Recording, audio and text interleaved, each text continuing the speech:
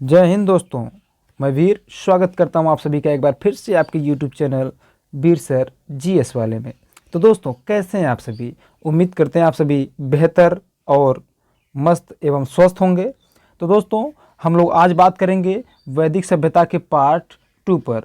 वैदिक सभ्यता के पार्ट 2 पर, और ध्यान रखिएगा दोस्तों, ये जो वैदिक सभ्यता का पार्ट 2 है, आज हम इससे लिए हुए हैं टॉप 30 प्रश्नों को। जैसा कि मैंने आपको बताया था कि हम आपको वैदिक सभ्यता से टॉप 50 प्रश्न को करवाएंगे। क्योंकि वैदिक सभ्यता एक बहुत ही इंपॉर्टेंट टॉपिक है, महत्वपूर्ण टॉपिक है, जहाँ से सभी एक दिवसीय परीक्षाओं में प्रश्न बने हुए हैं और हमेशा बनते हैं। तो केवल 30 प्रश्न करवा कर ही मेरा मन नहीं मान रहा था, तो इसीलिए मैंने 50 प्रश्नों को उठाया। 20 प्रश्न को मैंने कल करवा दिया पार्ट 1 के रूप में, वैदिक सभ्यता पार्ट 1 करके, और वैदिक सभ्यता पार्ट 2 करके आज 30 प्रश्नों को शामिल कर लिया। यानी कि कुल 30 और 20 कितने हो जाएंगे? 50 प्रश्न हो जाएंगे केवल और केवल वैदिक सभ्यता से। चूंकि यह एक महत्वपूर्ण टॉपिक है तो कराना जरूरी था। तो आइए दोस्तों, और हाँ, इसमें जितने प्रश्न पूछे गए मैंने पहले ही बताया कि इसमें जो भी मैं प्रश्न करवाता हूँ वो सभी पूछे गए प्रश्न होते हैं, ठीक है। और हम आपसे रोजाना मुलाकात करते हैं शाम को 9 बजे लाइव। तो जुड़ना ना भूला करिए आप लोग, और आइए और अपने आप को परखिए, देखिए कि आपकी तैयारी कितनी हुई है। तो दोस्तों, जितने लोग वीडियो को देख रहे हैं तब तक आप सभी से आग्रह है कि आप सभी वीडियो को लाइक कर दीजिए और शेयर कर दीजिए। आइए बात करते हैं प्रश्नों की। तो आज का हमारा पहला प्रश्न है। पहला प्रश्न कह रहा है कि गोत्र शब्द का प्रयोग सर्वप्रथम हुआ था। गोत्र शब्द का प्रयोग सर्वप्रथम हुआ था अथर्ववेद में, ऋग्वेद में, सामवेद में या यजुर्वेद में? बताएं। 5 सेकंड का समय है आपके पास, बताइए दोस्तों।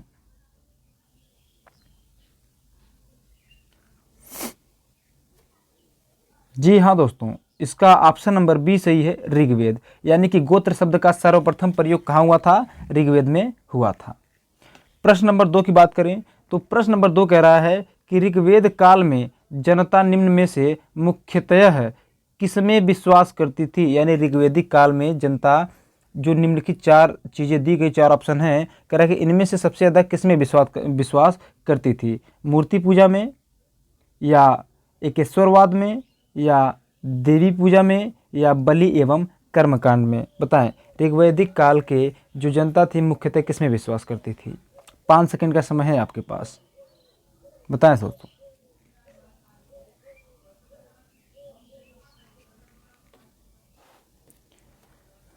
जी हाँ दोस्तों, आप सभी ने बिल्कुल सही उत्तर किया है। कुछ लोग सही भी कर रहे हैं, कुछ लोग गलत भी कर रहे हैं। इसका ऑप्शन नंबर डी से होगा, बलि एवं कर्मकांड। यानी कि ऋग्वैदिक काल में जो जनता थी वह किसमें विश्वास करती थी? बलि एवं कर्मकांडों में विश्वास करती थी, ठीक है। बात करते हैं तीसरे प्रश्न की। तीसरा प्रश्न कह रहा है दोस्तों, ये इतना इंपॉर्टेंट प्रश्न है कि मतलब इतनी बार इसको पूछा गया, इस प्रश्न को क्या ही कहा जाए ना, पीसीएस से लेकर आईएएस से लेकर हर जगह पूछा हुआ है। तो इसको सुनिएगा। प्रश्न कह रहा है कि प्रसिद्ध 10 राजाओं का युद्ध किस नदी के तट पर लड़ा गया? प्रसिद्ध 10 राजाओं का युद्ध किस नदी के तट पर लड़ा गया? गंगा, ब्रह्मपुत्र, कावेरी या परूसड़ी नदी के तट पर? बताइए, इन चारों में किस नदी के तट पर यह 10 राजाओं का युद्ध लड़ा गया?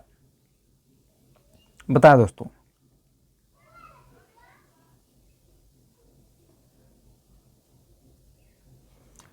जी हाँ दोस्तों, तो इसका ऑप्शन नंबर डी सही है, परूसड़ी।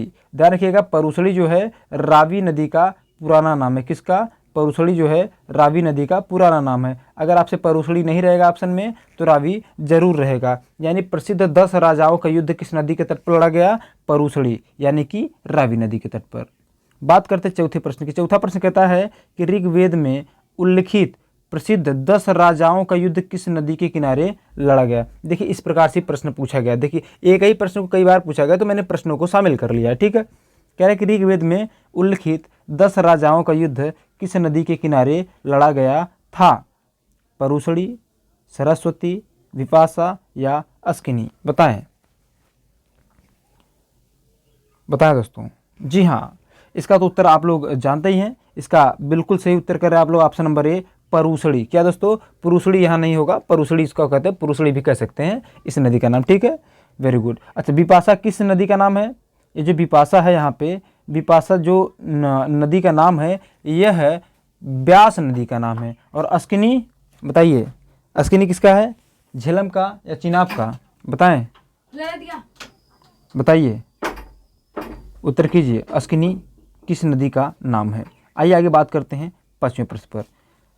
5वां प्रश्न कह रहा है, देखिए अच्छा दोस्तों, मैं आगे 5वें प्रश्न पर बढ़ूँ उससे पहले मैं आपसे कह दे रहा हूँ कि कल से एसएससी में जितने भी प्रश्न पूछे गए हैं, एसएससी में जितने भी प्रश्न पूछे गए हैं, अब एसएससी का मतलब एसएससी सीजीएल का मैं अलग से करवा दूंगा, सीएचएसएल का मैं अलग से करवाऊंगा, और एसएससी जीडी में जितने प्रश्न पूछे गए यानी कि SSC CHSL, CGL, SSC GD, SSC MTS, ये सारे जो कैटेगरीज हैं, ठीक है, कैटेगरी जितने भी है एसएससी के, जितने भी परीक्षाएं आयोजित करवाता है एसएससी, मैं सभी परीक्षाओं के जो प्रश्न हैं अलग अलग वीडियो के माध्यम से आपको करवाने का प्रयत्न करूंगा, और ये जो वीडियो होगा कल से ही आएगा, ठीक है, कल से ही आएगा। और हाँ, ध्यान रहे जो सीटीईटी वाले हैं, सीटीईटी वाले हैं, इनको भी 1-2 दिन में ही वीडियो मिल जाएगा। 1-2 दिन में जो वीडियो मिलेगा इनको, यानी जो पिछले वर्ष के प्रश्न हैं, रिपीटेड हैं, या फिर कह लीजिए जो प्रीवियस ईयर में पूछे गए प्रश्न हैं, उनका मैं हल यहाँ पे करवाऊंगा, ठीक है। तो ये बात करते हैं 5वें प्रश्न की। 5वां प्रश्न कह रहा है कि निम्न में से किस नदी को ऋग्वेद में मातेत्मा, देवीतमा एवं नदीतमा संबोधित किया गया है? बताएं दोस्तों, बताएं, निम्न में से किस नदी को मातेत्मा, देवीतमा एवं नदीतमा संबोधित किया गया है? बताएं, सिंधु को, सरस्वती को, वितस्ता को या यमुना को? बताइए दोस्तों। जी हाँ, क्वेश्चन बिल्कुल से उत्तर करें ऑप्शन नंबर बी, यानी कि सरस्वती नदी को मातेत्मा, देवीतमा एवं नदीतमा नाम से भी संबोधित किया गया है, ठीक है। बात करते हैं 6ठे प्रश्न की। 6ठा प्रश्न कहता है हमारा कि प्राचीन काल में आर्यों के जीविकोपार्जन का मुख्य साधन क्या था? यानी प्राचीन काल में जो आर्य थे उनके जीविकोपार्जन का मुख्य साधन क्या था? कृषि था, शिकार था, शिल्पकर्म था या व्यापार था? बताएं, उत्तर कीजिए। जी हाँ दोस्तों, बताएं, 5 सेकंड का समय है आपके पास। तो दोस्तों इसका बिल्कुल सही उत्तर कर रहे हैं आप लोग, ऑप्शन नंबर 1 कृषि। यानी कि प्राचीन काल में जो आर्य थे उनके जीविकोपार्जन का मुख्य साधन क्या था? तो कृषि था दोस्तों। अच्छा, कल वाले जो वीडियो में मैंने करवाया था आर्य किससे संबंधित होता है, तो आर्य का मतलब है श्रेष्ठ जनों से, ठीक है। बात करते 7वें प्रश्न पर। 7वां प्रश्न कहता है कि ऋग्वेद में उल्लिखित यव शब्द, ऋग्वेद में उल्लिखित यव शब्द किस कृषि उत्पाद हेतु प्रयुक्त किया गया है? कई बार इसको पूछा गया प्रश्न है, इसको अलग अलग ढंग से प्रश्न बना करके पूछा जाता है यव को, ठीक है, कि यव किस अनाज का नाम है? जौ का या चना का या चावल का या गेहूं का? उत्तर कीजिए दोस्तों, बताएं। जी हाँ दोस्तों, आप सब बिल्कुल सही उत्तर कर रहे हैं, ऑप्शन नंबर ए, यानी कि जौ को ही क्या कहा जाता है? यव कहा जाता है। कब? ऋग्वेद में कहा जाता था, ठीक है, वेरी गुड। आगे बात करते हैं 8वें प्रश्न में। 8वां प्रश्न कहता है कि ऋग्वैदिक पढ़ी किस वर्ग के नागरिक थे? पुरोहित वर्ग के थे या लोहार या स्वर्णकार या व्यापारी? यानी पढ़ी किसको कहते थे ऋग्वैदिक में, यानी ऋग्वैदिक काल के समय में पढ़ी किस वर्ग के नागरिक होते थे? बताएं, 5 सेकंड का समय है आपके पास। बताएं दोस्तों, पढ़ी किसको कहते थे? पुरोहित को, लोहार को या स्वर्णकार को या व्यापारी को? जी हाँ दोस्तों, इसका बिल्कुल सही उत्तर ऑप्शन नंबर डी, व्यापारी। यानी व्यापारी को ऋग्वेद में क्या कहा जाता था? पढ़ी कहा जाता था। आइए बात करते हैं 9वें प्रश्न पर। 9वां प्रश्न कह रहा है कि किस वेद में सभा और समिति को प्रजापति की 2 पुत्रियां कहा गया है? बहुत इंपॉर्टेंट है, इसको इतनी बार पूछा है परीक्षाओं में, क्या ही कहा जाए, है ना। मतलब बस ये जान लीजिए कि बहुत ही इंपॉर्टेंट है आपके परीक्षा की दृष्टि से। तो किस वेद में सभा और समिति को प्रजापति की 2 पुत्रियां कहा गया है? ऋग्वेद में, सामवेद में, यजुर्वेद में या अथर्ववेद में? बताएं दोस्तों, किस वेद में कहा गया है सभा समिति को प्रजापति की 2 पुत्रियां? बताएं। वाह यार, आप लोग तो उत्तर बड़ा तगड़ा कर रहे हैं, वेरी गुड। इसका सही उत्तर ऑप्शन नंबर डी, अथर्ववेद। यानी अथर्ववेद में सभा और समिति को क्या कहा गया है? प्रजापति की 2 पुत्रियां कहा गया है। ये प्रश्न बहुत इंपॉर्टेंट है, ध्यान में रखिएगा, ठीक। बात करते हैं 10वें प्रश्न की। 10वां प्रश्न कह रहा है कि ऋग्वेद धर्म था, कैसा धर्म था? बहुदेववादी, एकेश्वरवादी या अद्वैतवादी या निवृत्त मार्गी? बताइए ऋग्वेद कैसा धर्म था? बताएं, उत्तर कीजिए।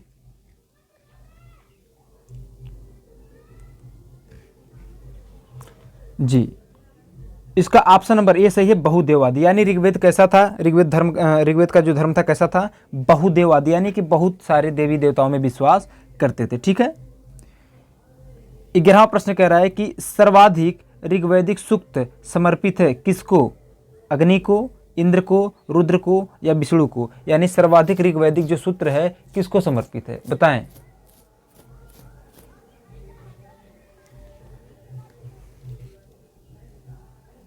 बताएं दोस्तों। जी हाँ, कुछ लोग सही उत्तर कर रहे हैं, very good. Option number B सही इसका, इंद्र को। यानी कि जो ऋग्वैदिक सूक्त है सबसे ज्यादा किसको समर्पित है, इंद्र को समर्पित है दोस्तों। किसको, इंद्र को। 12वां प्रश्न हमारा कह रहा है कि निम्नलिखित में से किसे ऋग्वेद में युद्ध देवता समझा जाता है। यानी ऋग्वेद में किसको युद्ध देवता के नाम से भी जाना जाता है या फिर समझा जाता है, अग्नि को, इंद्र को, सूर्य को या वरुण को। बताइए दोस्तों। वेरी गुड, इसका भी आप लोग सही उत्तर कर रहे हैं। फिर भी मैं आपको 5 सेकंड का समय दिया हुआ हूं, आप लोग उत्तर करते रहें। सभी लोग उत्तर करिए और सभी लोग लाइक भी करिए और अनावश्यक बातों से आप लोग बचिए। ठीक है, ये जो अनावश्यक बातें आप लोग बीच बीच में करने लग जाते हैं, अनावश्यक बातों पर ध्यान न दे करके अपने आप को मोटिवेट करके चीज़ों को कंसीड करिए, पढ़िए, रिपीट करिए। बिकॉज जानते हैं ना कि मैच्योरिटी कैसे आती है किसी भी विषय में, प्रैक्टिस से आती है। अगर आप प्रैक्टिस करना छोड़ देंगे तो आपकी जो नॉलेज है, जो ज्ञान है, धरा का धरा रह जाएगा।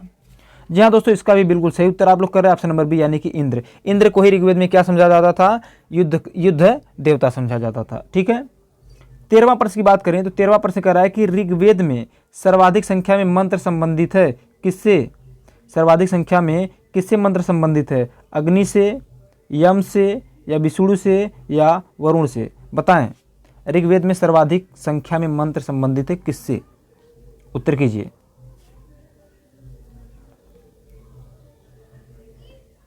जी हाँ दोस्तों, उत्तर कीजिए, 5 सेकंड का समय है आपके पास।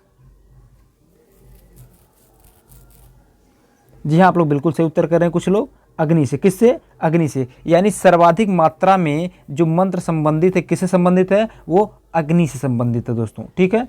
आइए बात करते हैं 14वें प्रश्न की। 14वां प्रश्न कह रहा है कि निम्नलिखित में से पूर्व वैदिक आर्यों का सर्वाधिक लोकप्रिय देवता कौन था। निम्नलिखित में से पूर्व वैदिक आर्यों का सर्वाधिक लोकप्रिय देवता कौन था, वरुण, इंद्र, विष्णु या रुद्र। वरुण, रुद्र, विष्णु या इंद्र। बताइए, इन चारों में कौन सा देवता सर्वाधिक लोकप्रिय था, किसका, वैदिक आर्यों का। बताएं, 5 सेकंड का समय है आपके पास, उत्तर कीजिए दोस्तों।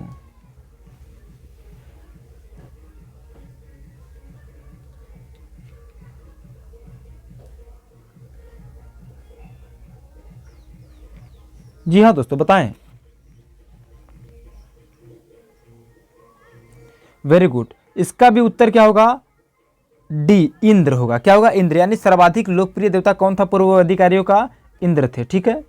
बात करें 15वें प्रश्न की। भाई इसके बारे में तो कई बार पूछा जाता है। जो लोग कई बार आप लोग वीडियो देखेंगे सोशल मीडिया पे वायरल वीडियोस मिलते हैं, कोई साधु बाबा घूम रहा होता है तो उससे पूछा भी जाता है भाई गायत्री मंत्र आता है। तो यहाँ पर कह रहा है कि जो गायत्री मंत्र है उसका गायत्री मंत्र है, इसका उल्लेख किस पुस्तक में मिलता है। यानी जो गायत्री मंत्र है किस पुस्तक में मिलता है, उपनिषद में, भगवत गीता में, ऋग्वेद में या यजुर्वेद में। बताएं, गायत्री मंत्र किस पुस्तक में मिलता है, उपनिषद या भगवत गीता या ऋग्वेद या यजुर्वेद। बताएं, उत्तर करें आप,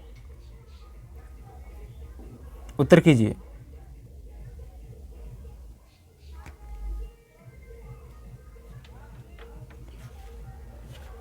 बताएं दोस्तों।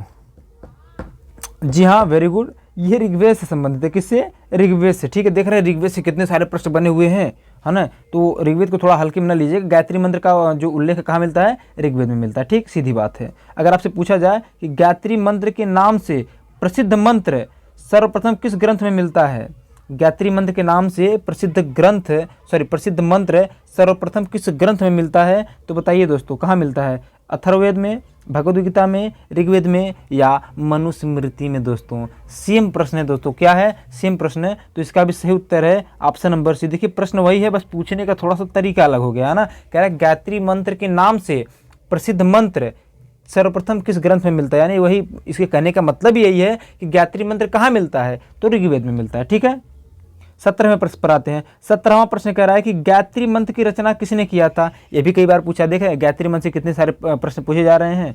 तो गायत्री मंत्र की रचना किसने किया था, वशिष्ठ ने, विश्वामित्र ने, इंद्र ने या परीक्षित ने, बताएं किसने किया था गायत्री मंत्र की रचना। जल्दी जल्दी उत्तर करिए। चलिए कुछ लोग सही उत्तर भी कर रहे हैं, बताएं गायत्री मंत्र की रचना किसने किया था।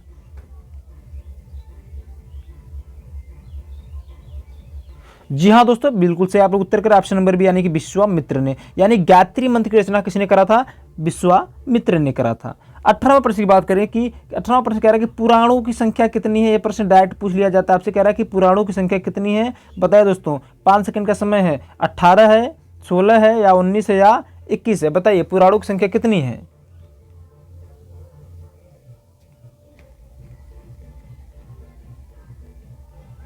बताएं दोस्तों। वेरी गुड, बहुत सही उत्तर कर आप लोग। इसका बिल्कुल ऑप्शन नंबर बी सही है। क्या दोस्तों, 18। यानी पुराणों की संख्या कितनी है, पुराणों की संख्या है 18 दोस्तों। क्लियर है, वेरी गुड। आइए बात करते हैं 19वें प्रश्न की तरफ। तब 19वां प्रश्न कह रहा है कि श्रीमद् भागवत गीता मौलिक रूप से किस भाषा में लिखी गई थी। संस्कृत में, उर्दू में, पाली में या हिंदी में। आपसे कह रहा है जो श्रीमद् भागवत गीता है ना, वह किस भाषा में मूल रूप में लिखी गई थी। बताइए बताइए किस भाषा में, संस्कृत में, उर्दू में, पाली में या हिंदी में।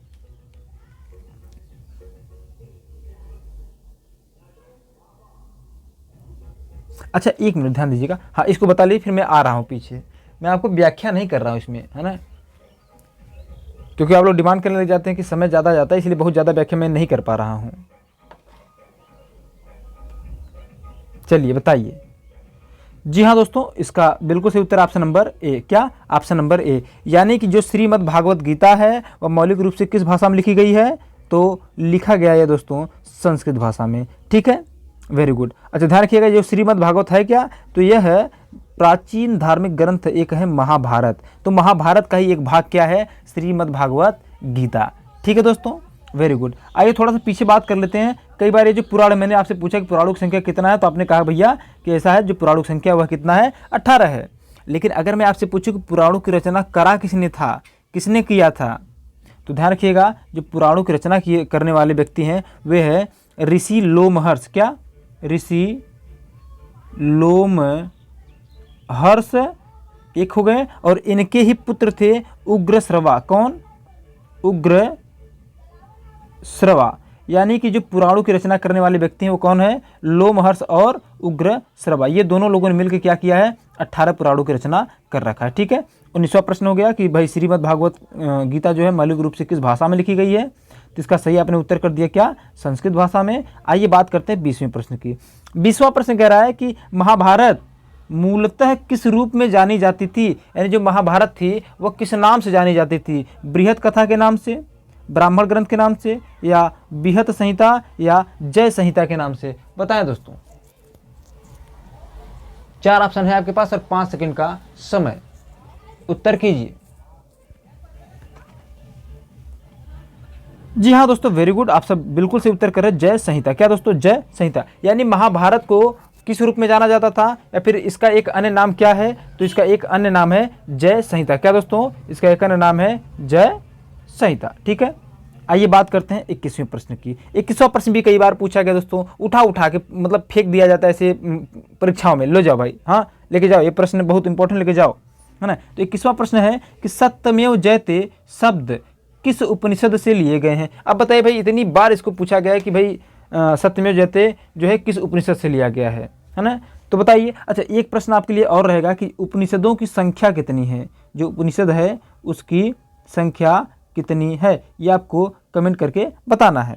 फिलहाल यहाँ पर आप ये वाला उत्तर करिए कि सत्यमेव जयते शब्द किस उपनिषद से लिया गया है, मनुस्मृति से, भगवद गीता या ऋग्वेद या मुंडक उपनिषद से। तो यहाँ पर उपनिषद केवल एक ही दिखाई दे रहा है आपको, क्या, मुंडक उपनिषद से। कहाँ दोस्तों, मुंडक उपनिषद से। ठीक है, मुंडक उपनिषद हो चाहे मुंडकोपनिषद, ऐसे लिखा जाता है, मुंडकोपनिषद या मुंडक उपनिषद, दोनों लिखा जा सकता है। ठीक है, तो सत्यमेव जयते कहाँ से लिया गया, किस उपनिषद से लिया गया है, मुंडकोपनिषद से। ठीक है, वेरी गुड।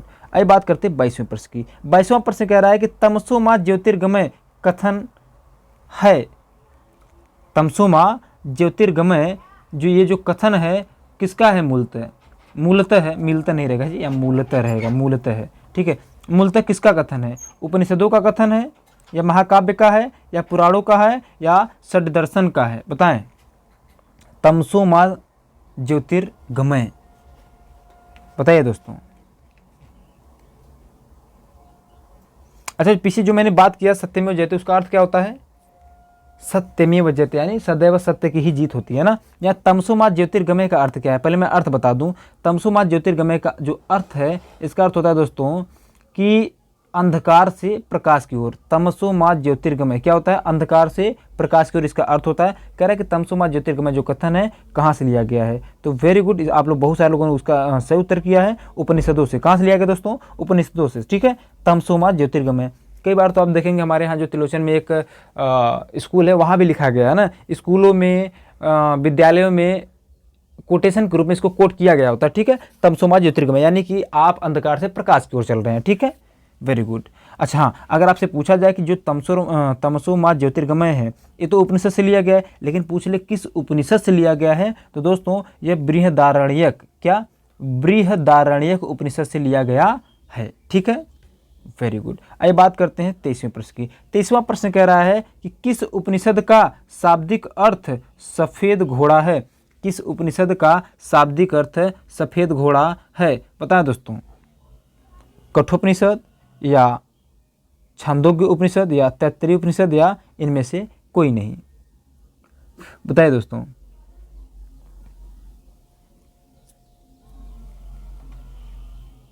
बताएं। तो दोस्तों इसमें जितने भी ऑप्शन दिए गए हैं कोई भी सही नहीं है, यानी कि इनमें से कोई नहीं होगा। यानी एक ही, देखिए एक उपनिषद है जो मैं नाम ले रहा हूँ, श्वेताश्वतर। ये जो श्वेताश्वतर उपनिषद है, यहाँ पे सफ़ेद घोड़े से संबंधित हो जाता है यह, लेकिन इसमें जो अन्य 3 है इसमें से कोई भी शामिल नहीं है। यानी कि किसी को भी आप क्या है, किसी को भी आप सफ़ेद घोड़ा से उसका अर्थ नहीं जोड़ सकते हैं, ठीक है, बिल्कुल। आइए बात करते हैं 24वें प्रश्न की। 24वां प्रश्न कह रहा है कि ऋग्वेद की मूल लिपि थी। ऋग्वेद की मूल लिपि कैसी थी? देवनागरी, खरोष्टी, पाली, या ब्राह्मी? बताएं, बताएं दोस्तों, ऋग्वेद की मूल लिपि क्या थी?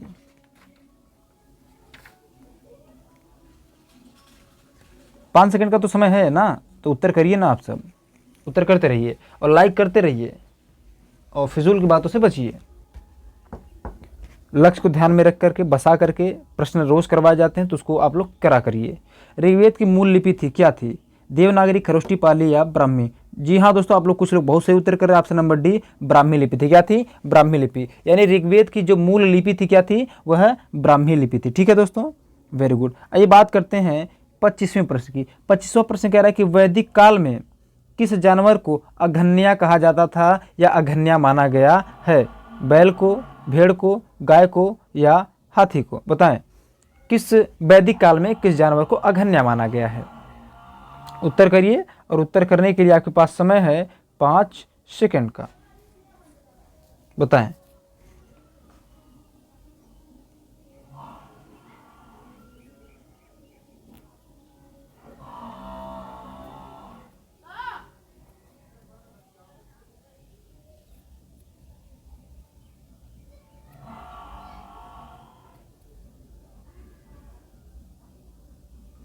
जी हाँ दोस्तों, आप लोग बिल्कुल सही उत्तर कर रहे हैं। ऑप्शन नंबर सी, गाय। यानी अघन्या किसको कहा जाता था? गाय को कहा जाता था, ठीक है दोस्तों, वेरी गुड। 26वां प्रश्न ध्यान रखिएगा। देखिए 26वां प्रश्न वही है, मतलब वही भले प्रश्न, लेकिन पूछने का तरीका अलग अलग है। वैसे पूछा गया, मैंने पहले बताया कि मैं जितने प्रश्न करवाता हूँ सारा पूछा गया प्रश्न होता है ना। तो कह रहा है कि ऋग्वेद में अघन्या का प्रयोग हुआ है किसके लिए? बकरी के लिए, गाय के लिए, या हाथी के लिए, या घोड़े के लिए? तो दोस्तों आप सभी को पता है इसका जो प्रयोग हुआ है अघन्या नाम किसके लिए हुआ है? गाय के लिए हुआ है, ठीक है। बात करते हैं 27वें प्रश्न की। 27वां प्रश्न कह रहा है कि संस्कारों की कुल संख्या कितनी है? संस्कारों की कुल संख्या कितनी है? बताएं दोस्तों, 10 है, 15 है, 12 है, या 16 है? बताइए, 10, 12, 15, 16 कितना है? संस्कारों की संख्या बताएं। जी हाँ दोस्तों, इसका ऑप्शन नंबर डी सही होगा 16, यानी संस्कारों की संख्या कितनी है दोस्तों? 16 है। ठीक है, वेरी गुड। तो ये हो गए हैं अभी आपके क्या 27 प्रश्न। बात करते हैं 28वें प्रश्न की। 28वां प्रश्न कह रहा है कि जीविकोपार्जन हेतु वेद वेदांग पढ़ने वाला अध्यापक कहलाता था, यानी केवल और केवल जीविकोपार्जन के लिए वेद और वेदांग पढ़ने वाले जो अध्यापक थे वे क्या कहलाते थे? आचार्य या अध्वर्यु या उपाध्याय या पुरोहित? बताएं दोस्तों, केवल जीविकोपार्जन हेतु वेद वेदांग पढ़ने वाला अध्यापक क्या कहलाता था? 5 सेकंड का समय है दोस्तों आपके पास, उत्तर करें। जी हाँ दोस्तों, इसका बिल्कुल ऑप्शन नंबर सी सही है, उपाध्याय। ठीक है, यानी जीविकोपार्जन है तो जो वेद वेदांग पढ़ने वाला अध्यापक होता था क्या कहलाता था?